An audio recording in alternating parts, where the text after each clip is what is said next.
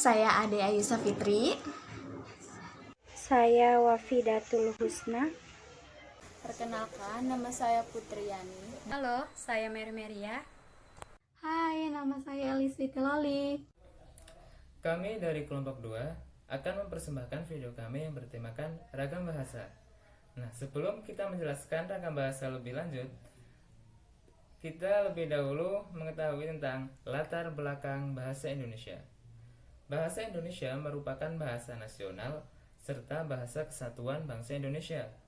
Bahasa ini sudah dipakai masyarakat Indonesia sejak dahulu sebelum Belanda dan negara-negara lain menjajah Indonesia. Namun, tidak semua orang menggunakan tata cara atau aturan bahasa yang benar. Salah satunya menggunakan bahasa itu sendiri yang tidak sesuai dengan ejaan atau tidak sesuai dengan Kamus Besar Bahasa Indonesia. Oleh karena itu, kita harus mempelajari bahasa Indonesia secara menyeluruh agar kita menggunakan bahasa Indonesia ini dengan baik dan benar sehingga identitas kita sebagai bangsa Indonesia tidak akan hilang. Bahasa Indonesia juga wajib dipelajari oleh seluruh lapisan masyarakat, ya bukan hanya mahasiswa atau pelajar, melainkan orang tua, balita ataupun anak-anak juga wajib mempelajarinya. Nah, dalam hal bahasa Indonesia ada istilah yang disebut ragam bahasa. Ragam bahasa di sini merupakan variasi-variasi dari bahasa yang berbeda-beda. Karena Indonesia kan terdiri dari banyak suku dan bangsa-bangsanya. Ya misalkan seperti suku Jawa, suku Sunda, suku Batak atau suku Ambon, ya dan banyak-banyak lagi sukunya lah. Nah, dari perbedaan inilah Indonesia indah dengan perbedaannya. Maka Indonesia disebut sebagai Bhinneka Tunggal Ika. Meskipun berbeda-beda, tetapi kita tetap satu nusa, satu bangsa, dan satu bahasa Indonesia. Ciao.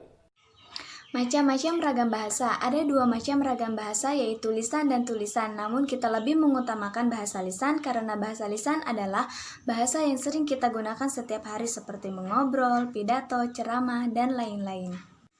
Saat kita mengobrol dengan teman satu suku, bolehlah kita menggunakan bahasa daerah kita. Akan tetapi, jika kita mengobrol dengan orang umum kebanyakan, alangkah baiknya kita menggunakan bahasa Indonesia yang formal dan baik. Menurut pendapat dari para ahli, medium pembicara Bachman 1990, ragam bahasa yang oleh penuturnya dianggap sebagai ragam yang baik, mempunyai prestasi yang tinggi, yang biasa digunakan di kalangan terdidik, di dalam karya ilmiah, karangan teknik atau perundang-undangan, di dalam suasana resmi atau surat menyurat resmi seperti surat dinas. Ini disebut sebagai ragam bahasa baku atau ragam bahasa resmi. Menurut Dendi Sugono 1999, bahwa sehubungan dengan pemakaian bahasa Indonesia timbul 2 masalah pokok, yaitu bahasa baku dan tidak baku. Di dalam situasi resmi, seperti di kantor, di sekolah, atau di dalam pertemuan resmi, kita dianjurkan untuk menggunakan bahasa baku. Sebaliknya, di dalam situasi tidak resmi, kita tidak dianjurkan untuk menggunakan bahasa baku seperti di rumah, di taman, di pasar. Perbedaan bahasa lisan dan tulisan. Seperti yang kita ketahui bahwa ragam bahasa terdiri dari 2 jenis, ditinjau dari media penyampaiannya, yaitu bahasa lisan dan tulisan. Bahasa yang dihasilkan melalui alat ucap dengan fonem sebagai unsur dasar, dinamakan ragam bahasa lisan. Sedangkan bahasa yang dihasilkan dengan memanfaatkan tulisan dengan huruf sebagai unsur dasarnya dinamakan ragam bahasa tulisan. Jadi, dalam ragam bahasa lisan, kita berurusan dengan tata cara penulisan, ejaan. Setelah itu, aspek tata bahasa dan kosakata dalam kedua jenis ragam itu memiliki pasangan yang erat. Ragam bahasa tulisannya yang unsur dasarnya huruf, mengembangkan ragam bahasa lisan.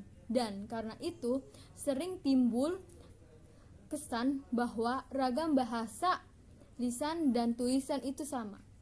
Ragam bahasa itu berkembang menjadi sistem bahasa yang memiliki seperangkat kaidah yang tidak tertam. benar, meskipun ada pun kebersamaan. Fungsi ragam bahasa.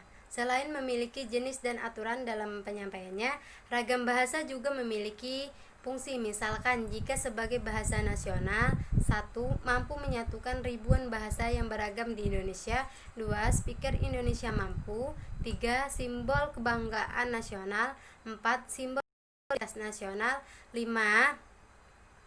Berarti menyatukan berbagai kelompok etnis. 6. Pemersatu, alat perhubungan antar berbudaya dan antar regional. Sebagai bahasa negara. 1. Resmi bahasa negara. 2. Bahasa pengantar dalam pendidikan. 3. Untuk komunikasi di tingkat nasional, untuk kepentingan perencanaan pembangunan nasional dan pelaksanaan. 4. Budaya dan pengembangan alat-alat ilmu pengetahuan dan teknologi. Selain Indonesia memiliki ragam bahasa yang banyak, namun Indonesia juga memiliki bahasa baku dan bahasa non-baku. Misalkan bahasa baku dan bahasa non-baku. Cantik sekali, cantik banget. Lurus saja, lempeng saja. Bagaimana, gimana? Baik, saya akan menjelaskan tentang penggunaan bahasa yang benar. Bahasa Indonesia yang baik dan benar adalah bahasa Indonesia yang digunakan sesuai dengan situasi pembicaraan, yakni sesuai dengan lawan bicara, tempat pembicaraan, dan ragam pembicaraan, dan sesuai dengan kaidah yang berlaku dalam bahasa Indonesia, seperti sesuai dengan kaidah ejaan, istilah, dan tata bahasa. Seperti yang ditulis di buku Tata Bahasa Baku Bahasa Indonesia terbitan Departemen Pendidikan dan Kebudayaan tahun 1988, bahwa pemakaian bahasa yang mengikuti kaidah yang dibakukan atau yang dianggap baku itulah yang merupakan bahasa yang benar atau betul. Terima kasih.